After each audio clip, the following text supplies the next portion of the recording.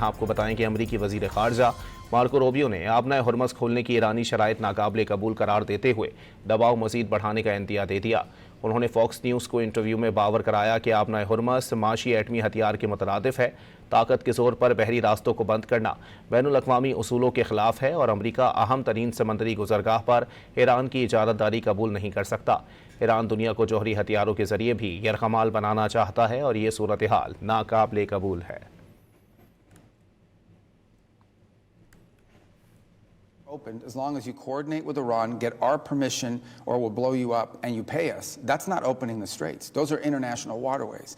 They cannot normalize, nor can we tolerate them trying to normalize a system in which the Iranians decide who gets to use an international waterway and how much you have to pay them to use it. If there is no deal, what comes next? Well, again, that's the president's decision to make. I would start out by reminding everybody that the level of sanctions on Iran are extraordinary, the pressure on Iran is extraordinary, and I think more can be brought to bear. But I hope that in the aftermath of this conflict, the whole world's eyes have been opened to the threat Iran poses.